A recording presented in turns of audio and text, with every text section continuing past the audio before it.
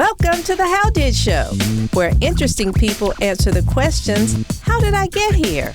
And how in the hell did I get here? With your host, Donovan Corneets. What's going on, everybody? Thank you so much for joining me for another great episode of the How Did Show. And we got a really cool guest for y'all today. All right, so check this out.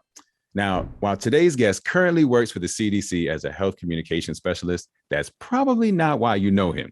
He actually was a contestant on season 37 of the hit CBS show Survivor. And while he came in 6th out of 20, still pretty impressive, he's still winning as a social media influencer, cosplayer, and voice actor. So y'all show some love for my dog, Davie Rickenbacker. What's up? Hey, what up, man? What's up, Donovan, man? I'm so happy to be here today. So happy that you reached out to talk to me. I was a little blindsided when you did, man, because I don't know if you know this or not, but I'm a big fan of you, dude. I mean, I've been following you on Instagram for a little bit. You just blindsided me, man. I had no idea. That's dope. Yeah, man. I mean, I'm a novice in the voice acting career side of, my life. Okay. But of course, when I, started researching, I looked for Black voice actors, and I was able to find you, Gabe, who I listened to recently. Yeah, Gabe. Yeah. Dave Got to check out Gabe's episode. His episode is really good. I had him on the show. Yeah, well, that's man. dope, man. Thank you so much. I appreciate that, man. That means a lot. Absolutely, man. Thanks for having me today. Yeah, man. I think it's going to be a good time. So check it out. We're going to jump right into this thing. So it is the How Did Show. So I want to know, the people want to know, how did Davie become the Davie we know and love now? Hey, man, look, and when you asked me to come on the show, I was a little modest because I was like, how did I get where? I mean, I'm not really where I want to be yet, but, it took a second for me to, just take back and realize, okay, yeah, I'm going somewhere. I've been some places. Absolutely. I can talk about it. Yeah, might as well. Yeah, man. So we'll take it all the way back to young Davie. I was born in South Carolina, Orangeburg, South Carolina. It's a small city. It's got 2 HBCUs there, Claflin and South Carolina State. I've been there. Oh, man, really? Yeah, I actually been on dude. that campus. I had a niece that went there. Yeah, so my family, my mom and dad both went there. My younger brother went there. I went to Tuskegee University out in Alabama, and my older brother went to FAMU out in Florida. So I guess, we all just kind of went every which way, but we all stuck with HBCUs, Shout out. So yeah, man, I went to school to become a veterinarian, but things didn't happen. You know how it is when you go to school, and I won't say you get distracted, but you get interested in other things. And Sure. I kind of got shifted into another career area, which was public health.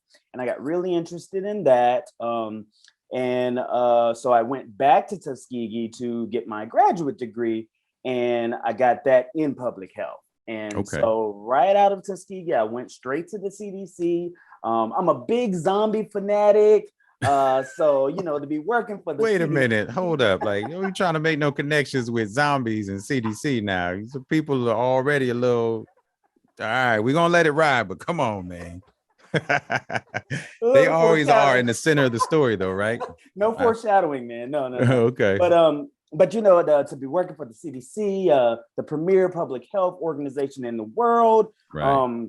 I skipped a very important part where in between graduate school and regular school, of course, I'm a millennial and I experienced the recession, couldn't get a job, going through depression, all of that type of thing. And one of the things that took me out of my depression was this show called Survivor. Little show. I think I heard of it. Man. Sounds familiar. Yeah, I don't know if you've heard of it. It'll come to me. I think I heard of it. So when I was young, there was a woman on my church who was on the show, and that's what introduced me to the show. Oh, okay. But going through that time of depression and having Hulu there, I'm on my parents' couch. What else do I have to do than to binge Survivor? And I want to say that kind of took me out of my depression. Wow. It said, Davie, if you want to do this someday, if you want to, you're comparing yourself to your friends and their jobs and all of this stuff. So it gave me the confidence to go ahead and go back and get my graduate degree. And then when I got that degree, started working for the CDC. And there was one day at work where I was lollygagging on the internet. It was a down day, and a pop-up pops up, and it's like, we've got this Survivor casting call today in Georgia. Wow. And it was at the I don't know if you've ever heard of this place. It's like towards LaGrange, but it's like an animal safari zone. Have you ever seen that? Nah. Okay, so there's like an animal safari zone. It's like one of those things where you drive in a vehicle the whole time, and the animals come up and you feed them and stuff. Yeah, you should check it out.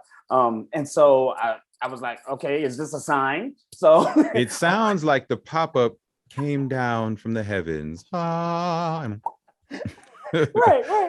For you. Of course, I go out there. I'm the only black guy, so I'm thinking, oh, I might have a shot, Okay. Good looking guy, got a good personality, So I get out there. They tell me, okay, Davie, talk into the camera, go. I'm like, what? Talking to the camera? Direction, nothing. Is that it? Yeah. So I did the best I could talking to the camera. I don't know what the hell I said, but I do know that it wasn't enough because I didn't get a phone call from that. And that experience said, Davie, if you're serious about this, you need to make a casting tape. Right. I did that thing the very next week. 3-minute tape, got a friend to record it for me. I was just myself, I showcased my dog, I showcased my life at home, my friends, all of this stuff. And lo and behold, send it in. They gave me a call the next week. And wow. The rest is history, man. So, I've done this big trajectory through education, public health, reality TV, and reality TV has given me a platform to do certain things. I've got the little verified check on Instagram. So I'm allowed to, do certain podcasts and speak about Black rights, speak about, things that are important to me. And of course, yeah, man. And which we'll talk about more during the interview, but I was able to pivot a little into voice acting because it was kind of promised to myself as a younger kid. First thing I wanted to be was a cartoonist. And I didn't really have people in my life who saw that as a practical gig to grow up. And that's not a real job. Exactly, dude. Like I said, I said I wanted to be a veterinarian when I was growing up, but it was kind of something that my parents put into my mind. I loved animals. And being a cartoonist is not something practical, So, I'm trying to pivot into this voice acting realm where I can use my actual career, which is public health, to fund my dreams, with the social media side of me, this voice acting side of me, and whatever else, the heavens, the pop-up heavens have that they're going to drop down on my cursor. There you go. No, I love that, man. It's and obviously I didn't know about that Survivor kind of helped you out of depression and kind of helped give you some focus. And there's no question it gave you a platform you wouldn't have had without it. So yeah, that's incredible. So when you found out that they wanted you for the show, was it just like you're in, or did you have to do another separate set of auditions or anything after that? Or did they just say, you know what, you're in, meet us in Fiji in 2 weeks? Dude, my whole experience was the roughest experience out of the 20 contestants because I was actually placed as an alternate. And so the other 19, well, it was actually 20, but the other guy, he quit. I guess that was heaven sent too. And it was all lining up for you, man. Right, dude. And so they were already out in Fiji. So 2 days before the game starts, which they all got notice, which was maybe a month's notice to do this thing. 2 days, I get the phone call, dude. I'm working my dream job at the CDC, global health. I'm traveling the world, eradicating polio. And my dream of all dreams calls me. So of course, I'm quitting my job and going and taking that leap of faith, man. So I quit my job 2 days before, flew out to Fiji, and the rest is history, man. How long had you been working at the CDC when you got that call and quit? It was probably about 2 years. But at this actual division, I was only there for maybe about 2 or 3 months. Oh, So yeah. I mean, but yeah. I think most people would understand though. I get it. At least it wasn't yeah, man, I just finished training. I was there for a week. Peace out. That might have been a little Right, rougher, dude. but And I've got the personality where I'm good with people, and I right. left a great impression on them. So when I told, of course, I mentioned Survivor to them before. So Right. when they heard that I had gotten selected, they were like, "Of course, Davie, Yeah, do what you got to do your man. thing." Now I didn't get my job back immediately. It took some time. Well, But I you did had get to it you had back to do eventually. real world Survivor. Right, You had to do right, CDC Survivor. Facts. Big facts. That's incredible, man. So like 2 days before the game start, that's when you're on a plane. Like you land, you got like I guess one day to like prepare, and then not even that, but the whole story cliche when production calls you and say you're going to Fiji. I screamed my lungs out to where I lost my voice. So I got to Fiji with no voice. I'm drinking tea, hoping that I don't go out on this island and give these people any reason to want to vote me out first. Yeah, it was like, after all this, you the first one to go. Like, damn. Oh my gosh, man! Quit my job. No job. Yeah. I'm like, God damn. Yeah, but man. Hey, man. But hey, it worked out for me in the long run. It sure did. So, what was Fiji like? What was Fiji like? Well, we didn't really get to see Fiji. We only kind of got to see the island. But after the game, Fiji Airlines did gift us plane tickets to come back. So I went to check that out again. Oh, okay. But even still, just being out there on the island, dude, I told you I'm a bit of a zombie fanatic. It kind of felt like I was in my own apocalypse out there, man. I was out there catching octopus, catching lizards, freaking doing things that I would never expect to do in my normal day. I'm a country boy from South Carolina. I mean, I've done things in the wild, but you're talking about being on an island in Fiji, dude. It was just outer body. I tell you a funny story. Production, like I was known as Davy Crockett out there because I was the guy who was the explorer. Like whenever production needed me, I was gone. Like they really had to stay on my ass in order to get Davey, back to set, please. We gotta film. Get off the mountain, dude. Off the mountain, Davey. But I think that's something that helped me in the long run because I was out there moving and doing things and playing the game, and they needed that footage. So they realized I was a serious contender and they needed to stay on me. And I think that worked well for giving me some camera time throughout the show. I was going to say, get some good B-roll for that. Absolutely. So what would you say is a life experience that Survivor taught you that you weren't expecting?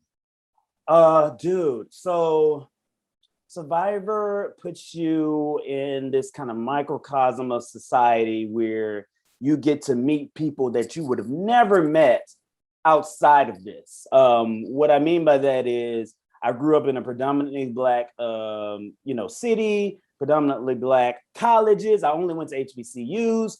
The only real interactions I would have with people, non-Black people, would be work. And I mean, sure, you got work friends, but they're not your homies, So like going out there and meeting all of these different types of people and learning the way that they move, learning their types of language. Sometimes I was pitted at a weakness because I might have been the only Black guy in this alliance, or and I would have to adapt to the way that they work, the way that they talk. I really learned a lot from them, but not only them, but the fans in general. Survivor is basically a it's I don't want to say it's predominantly white, but the viewership is mostly white. And learning from the fans, good and bad, seeing some of the hate that I would get to my DMs and all of that stuff was kind of like culture shock to me, you know. And so now I know how to move differently in certain spaces, and good or bad, it taught me those things. That's interesting, because I always, people like, it taught me I could do more and that I could really push myself, but you never really hear about like the other side of being able to fit in with different cultures, different people. How long were you actually there before you got eliminated? Okay. So the game lasts 39 days and I was there 36 of them. So I only needed 3 more days in there, man. 3 more days. I could have been a millionaire. Come on, man. Oh man. But it's all good though. That's a heck of a ride though, man. That's a heck of a ride. Well, see, the thing that a lot of people don't know is you get paid for as long as you last. So I got 6th place. So that means I had a pretty, my nice. check was all right, Yeah, a little payout. Okay. Yeah, all right. No, that's cool. See, I didn't realize that. I didn't know that. Yeah, dude. And then I'll share this other thing with you. And this will pivot into voice acting a little bit. So the final 6 in Survivor, that means that's the finale episode. So I was 6th place. So I was in the final episode. So I was able to lie to my friends the whole way through and be like, I don't know, man. I don't know if I won. I might have been a millionaire. You never know. Yeah, so that was good for me. And so my presence on Survivor was so, and I'm going to sound a little conceited here, but it was so great that, there was, have you heard of the artist Sia? I'm sure you've heard of Sia, right? Yeah. Sia is a fan of Survivor, dude, right? Okay. And because I was her favorite on the season, she gifted me like $15K. Okay. Right. Wow. Yo, Sia, are you a fan of the show? Like, let's talk. Let's get you on the How Did show. Look, and I still email her to this day. Like it was, and I guess this is gonna maybe I should have saved this story for later, but still. That's great. But yeah, so I'm chilling one day after the finale. I get an email and it says Sia, and she does this Sia award every year, and I thought it might have been a fan playing a joke on me. So I emailed production. It was like, yeah, that's her, and I'm like, wow. Real. So yeah, dude, I emailed. We're still in touch. I send her a Christmas card every year. That's what's up, man. That's great. And I say all of that to pivot into voice acting because all of that final 6, and sometimes I get in my head about it, but all of them bought a house with their earnings. You know what I bought with my earnings? What? I bought a voiceover studio. Yeah, I was gonna say studio, microphone. Yeah, man. So I'm hoping that I've done a few classes here and there. I don't know if you ever heard of the Neighborhood Atlanta. I've done. Yeah, I think so. Yeah. Yes, I've done some classes with them. I'm on some pay-for-play sites. I've got my little demos. But that's what's up, man. I still got room to grow, trying to get we'll talk. We'll talk off camera. All right, cool.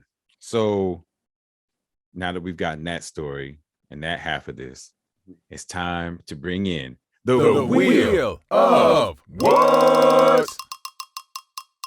Let's get it. Let's bring this bad boy out. As you can see, very fancy. Nothing but the best. I love it. Oh, man. This show. So what we're going to do is we're going to spin this bad boy, and whatever it lands on, you got to answer, all right? Okay, sounds good. Let's ready to do this? All right, let's get it.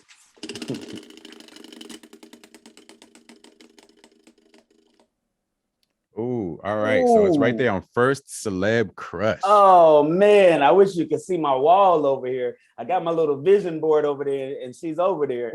Oh man, on the vision board, so I know it's serious. Yeah, so it's so funny, dude. And everything leads to a story with me. So I want it. I want the story. So I mean, I'm real big about grooming the youth and making them better. So when they get to this age, they can pay it forward. So Black Panther weekend, rest in peace, Chadwick Boseman. Black Panther weekend, I have all of my younger cousins. They're like 12 or something. I had them all come out here and stay with me. It's about 4 of them. And we did vision boards. And the task that I gave them, I said, you have to give me your celebrity crush. Wow, you have to tell me your favorite artist, goals, and all of that stuff. So that's why I've got that on my vision board over there. It was something that I did with them. But I say all this to say, because of the kids. I got you. Right. So hey man, my celebrity crush, dude, 9th grade.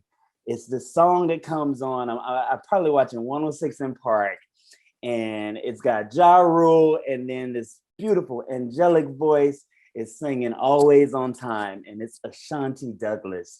And it's like every time she says the name baby in a song, I throw my name in there, and it's like Davie. Yeah, I was gonna say she got a couple of songs where she said your name about 200 times in the song. Yep. And hey, dude, that was just something that stuck with me in high school. Everyone knew that Davie was obsessed with Ashanti, throwing his name in there. And I actually had one time to meet her, and I freaking fumbled it, dude. I know, man. Come on, I fumbled. I was like behind her in the club, and I got you remember my brother and me when he was stuck at the podium? Yeah, dude. I just froze. Right, man. So Ashanti, if you're watching this, give me another chance. Come on. He was right there. He was behind you. He was checking his breath and everything. He didn't know if he was. Give the man another shot. Come on, Ashanti. One more shot, man. Come on. All right. No, that's good. And you know what? Quality, because she is let's just say she's still very pleasant on the eyes. Dude. Even after right. Okay. Always let's just put it on that time way. with her. I feel that. All right. So that's excellent. Now we're going to get to the second half of the How Did Show. And that's where you tell a story that made you say, Davie, how in the hell did I get here? So what do you got for us? Dude, okay, of course I could go the route and be like, well, it was when I was in an ocean in Fiji and caught an octopus. Of course I could go the route where I'm like, it was when Sia emailed me and I received $15K. Yeah. But I gotta go with the OG Steve Harvey, man. I don't know if you saw recently that I was on the Steve Harvey That's right. You show. got an interview with the cast, right? Yeah, man. No. This was just. Yeah, though this was a dating sequence, dude. Oh, a dating sequence. My fault. I got it mixed up. Okay. No, you're good, man. So I don't know if you watched the Netflix show Love is Blind. I don't, and I didn't. I haven't seen it yet. Okay. Well, one of the young ladies who did not find love on that show, Steve Harvey was trying to help find love, quote unquote. Okay. And so I get an email or get a DM. You know, I check my DMs a lot. I don't always respond. But I get a DM from someone saying, we'd like to bring you to the Steve Harvey show. So I'm already thinking that this is some type of scam. You know, we get those a lot in our DMs. But I followed it up and lo and behold, it was the truth. So they freaking picked me up, and I'm not a big car guy, but they picked me up in one of those cars. What's the car that's got the stars in the ceiling? What is that called? The Maybach? Yeah, they picked me up in a Maybach. They take me to Tyler Perry Studios. I've got my own trailer, dude. And that was the moment that I was like, well, that was the beginning of the moment where I was like, how the hell did I get here? Yeah, like, wow. Yeah, dude. And so take it even further. So there's the one chick and then there's three guys. So they take us three out there and, you know, we're kind of interviewing ourselves in front of her and Steve Harvey. And I tell Steve about my aspirations of voice acting and how I'm kind of a big kid at heart and how I cosplay and cartoon. And do you know that Steve Harvey was making fun of my ass? I can believe it. He will definitely find a reason to clown you. And you're like, here's my hopes, my dreams. I'm bearing my soul. Right. What? And then he's going to come out and just smash you for it. Yeah, but look, I held my own, man. We were going joke for joke, me and him. And that was the moment. Like, how the hell did I get here on the Steve Harvey morning show going joke for joke with Steve Harvey? Yeah, that's definitely, man. So how did that work out with the spoiler alert, she didn't choose me. However, I mean, I think that she made a good decision because even hearing her talk, I kind of realized she wasn't my type. But I mean, you don't say no to Steve Harvey, you know? It was a great experience. Look, it was great, good exposure. And you got to, you know, put yourself out there. You never know who's watching. Dude, when that thing went on live on Facebook, all of the cougars and aunties, my DMs are lit full. On fire, huh? Your DMs lit on fire. So we'll see what transpires in the future. We'll see. So that's incredible, man. So it seems like with your experience with Survivor and then kind of the opportunities that have come from it, I mean, would you say you do another reality show? Yeah, dude, 100%. In fact, you know, I've been approached for a few of the reality shows. I've been approached for a lot of dating shows, but you know, they don't really. That's not my thing. Okay. But you know, I've been approached for other competition shows. I've been approached for recently this cosplay show that's possibly featuring Blurds on the show, and okay. You know, I'm in talks of moving forward with that. So fingers crossed there. Okay. But yeah, dude, I mean, I think reality TV might be my niche. I mean, I'm pretty good on camera. I mean, I know how to be funny when I need to be. Right. I know how to leverage that to lead to other things. So I got a little manager in the works of trying to find a publicist and all of that. So I mean, this is the start of it, dude. And doing shows like yours is what will help me prepare, for whatever else God has in store for me. Absolutely, man. Well, I appreciate you coming on, man. All right. So before we let you go, the question was gonna be what's next for you, but I guess you got some things in the works, right? For this kind of cosplay thing. Yeah. Obviously, still in pursuit of the voice acting, but is there anything else that like is on your vision board right under Ashanti that you would like to see happen? Well, I've got a couple events coming up soon that I don't know if you have an Atlanta fan base here, but I'm doing a toy drive on Wednesday, collecting toys. I try to do it as an annual thing just to give back to the community with the platform that I have. Nice. As far as where I want to be one day or what I want to do. What's next? What do you say? Like, man, this would just be it right here. If I could. I'm saying, man, like if I could like be an announcer at a professional sports game, that would be something that I would be like, wow, yes, this is where I feel comfortable at. Of course, like I said, the promise to my younger self of being a cartoonist, I don't want to be a cartoonist anymore, but I would love to voice an animated character in an animated series. Hell, who me doesn't too. want to do, So, dude, sure. I mean, the thing about me, like I'm not really super driven by finances. Right. I'm just driven by my dreams, dude. If I get there and I'm loving it and doing what I do and and I'm happy, then that's what it's all about, man. That's happy for me, Well, cool, man. So look, before we let you go, let everybody know where they can connect with you on social media or out there in the world. Yeah, man. So first and foremost, I am on Instagram at I am Davie, and all of my socials are kind of different. I'm on Twitter at I tweet Davie. I'm trying to stick with the I something Davie. I got you. I'm on Twitch at I Twitch Davie. And then I'm on TikTok as Survivor Davie, and I'm trying to grow my TikTok following. So if you guys are into that stuff, hop on there. You'll see me doing some funny Survivor stuff. I'm trying to get into the reels. I'm not a comedian, but I'm kind of funny.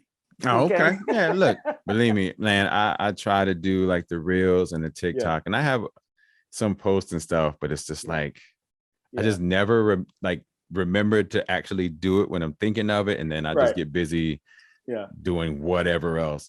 But yeah, man, thank you so much. I hope you had a good time being on the show. I enjoyed having you on, man. It was definitely a pleasure. Dude, I forgot to plug the show is on Netflix now. Plug it. Yeah, that's right. Plug it. The show, they chose the 2 best seasons of Survivor. Mine, David versus Goliath, season 37, and another season, I don't even know their number, but that's not important. It doesn't matter. So out of 40 seasons, they put 2 on Netflix, and I'm on one of them. So I want you to watch that. We want to get more people of color to apply for this show.